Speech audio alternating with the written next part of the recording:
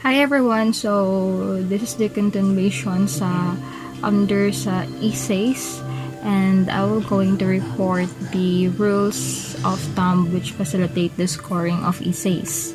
Okay, so there are 7 rules of thumb which facilitate the scoring of essays, but I don't think if 7 lang ba ni sila kabok, because ako ang na-search, there are 10, but in my copy, 7 lang kabuok ang napasa sa ako. So remind lang tamo daan, no? I hope you guys will going to listen sa ako ang report, because after this, we will having a question and answer, no?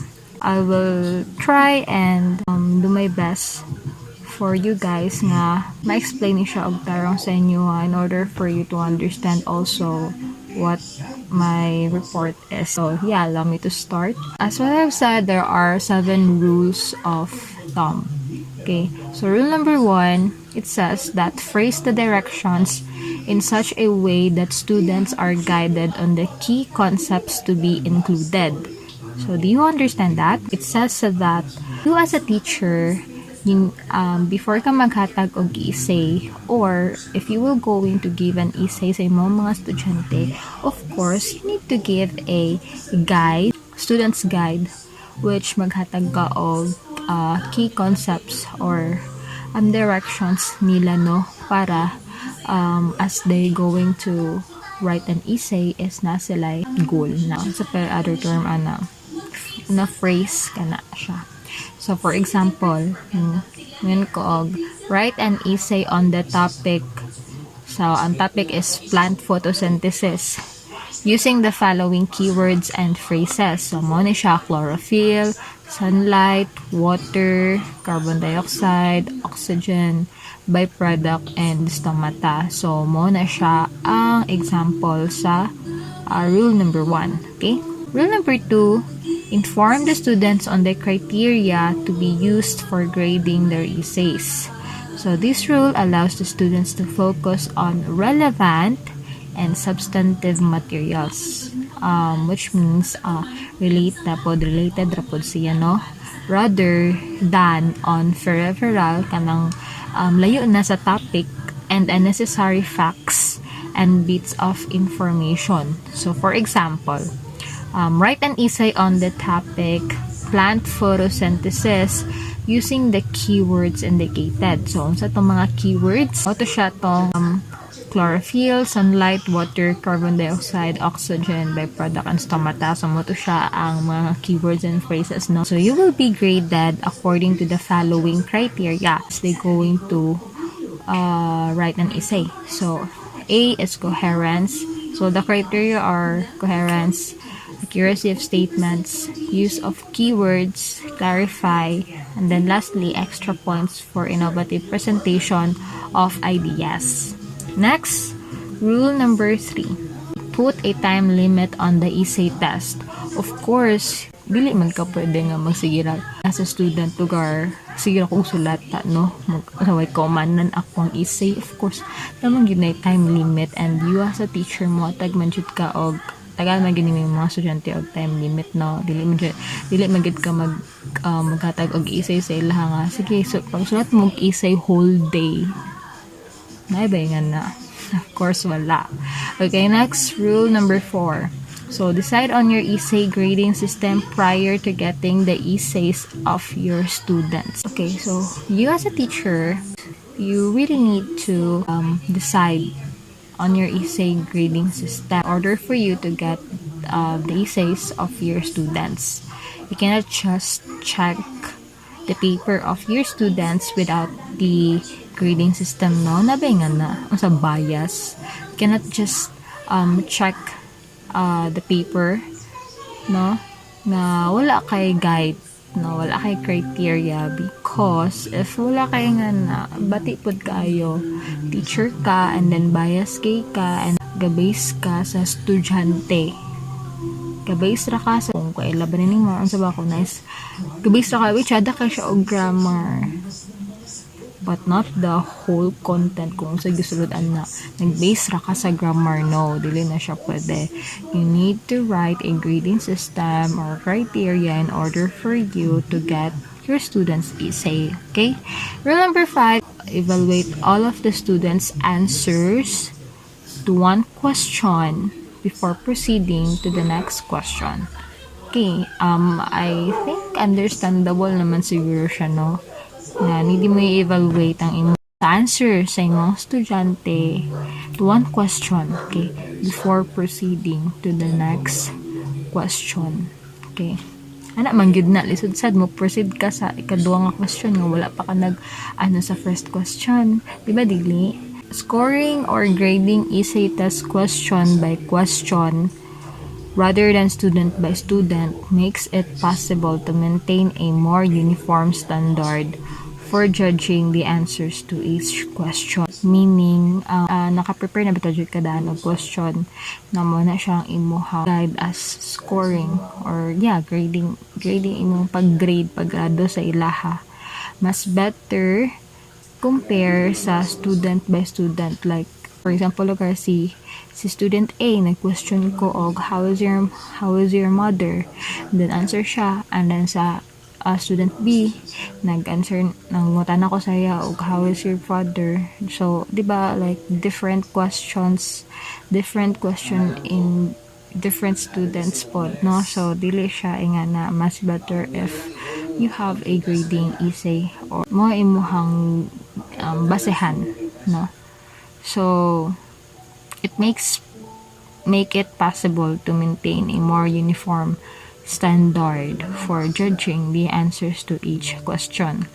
So, this procedures also helps offset, meaning balance, the halo effect. So, halo effect on students' grades. So, meaning, halo effect, it means teacher knows the particular student very well and has good impression because of his previous paper and writing skill. When we say halo effect, it means teacher knows the particular student very well and has good impression because of his previous paper and writing skills.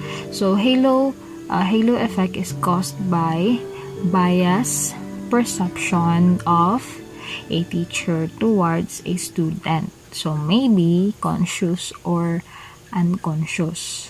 Okay, halo effect is one of a veritable army of cognitive biases that attend our thinking, most often despite ourselves.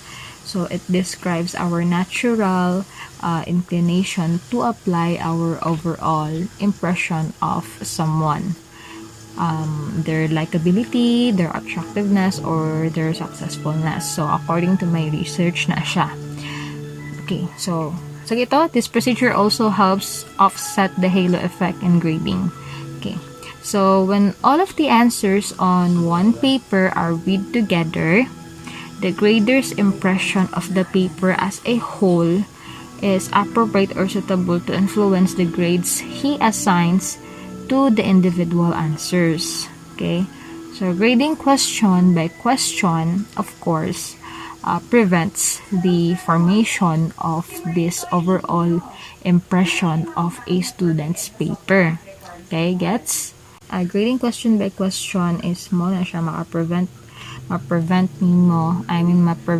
ang formation of this overall impression sa students. Okay, sa student's paper. Okay, para pod prevent pod nimo ang pagka-bias, no? So each answer is more suitable or appropriate to be judged on its own merits when it is read and compared with other answers to the same question. Okay?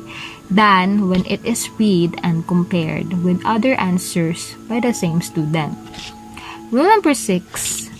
Evaluate answers to essay questions without knowing the identity of the writer. So, I have chika. Way back in my senior high school days, I have this one teacher nga, she's very biased. Makaingon ko bias. Why? Because I witnessed that during oral recitation lahi gyud ang iyahang gina kanang bitong pag na ay magpataas, and then pag magpataas puti ang favorite katugid iyang favorite nga student ang iyang unahon, and then mao din toy mahimong kanang standard lugar, no, pag maka-answer na to siya, and then after niya sa atong favorite niya nga student, pag lahi na dayon nga estudyante ang mo answer, dili kay siya ang ana ka she's not that kana bitong kanang mo agree sa answer sa laing estudyante which is dili niya favorite. So for me, it's not a good thing, especially if you are a teacher, no, kay syempre pag mingon ba tay teacher, ikaw baya gyud ang center sa room, which you know the good and the bad, no, you know the right and the dili right nga butang. So yeah, batipod kayo, ikaw ang go na una, no, ikaw go na una gahimuan ng mga ingana nga bad behavior sa classroom, right? So chika to siya nako. This is another attempt to control personal bias during scoring gyud. So answers to essay questions should be evaluated in terms of what is written, not in terms of what is known about the writers from other contacts with them. Okay? So the best way to prevent prior knowledge from influencing our judgment is to evaluate each answer without knowing the identity of the writer. So this can be done by having the students write their names on the back of the paper, pwede siya, or by using code numbers in place of names. And lastly, rule number 7, whenever possible, have 2 or more persons grade each answer. Okay. The best way to check on the reliability of the scoring of essay answers is to obtain 2 or more independent judgments. So although this may not be a feasible practice for routine classroom testing, it might be done periodically with a fellow teacher, one who is equally competent in the area. Obtaining 2 or more independent ratings becomes especially vital where the results are to be used for important and irreversible decisions, such as in the selection of students for further training or for special awards. So here, the pooled ratings of several competent persons may be needed to attain level of reliability that is commensurate with the significance of the decision being made. So some teachers use the cumulative criteria. So based ako na research about is project statistics, no. Adding the weights given to each criterion as basis for grading, while others use the reverse. So in the latter method pod, each student begins with a score of 100. Points are then deducted every time a teacher encounters a mistake or when a criterion is missed by the student in his essay.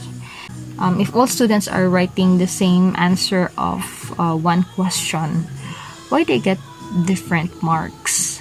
So, ano siya? In essay test, answer of question are scored differently by different teacher. So even the same teacher scores the answer differently at different times. So ano siya, even if dili siya although di siya feasible practice sa routine classroom testing, kay syempre should be done, or it might be done periodically with a fellow teacher or a jud, no. Pero lagi para makakuha ka og way to check on the reliability of scoring of essay answers is to obtain 2 or more independent judgments. Okay, so that would be all my part, and I hope you guys listened well, and I hope you have understand something about my report, no, and good luck.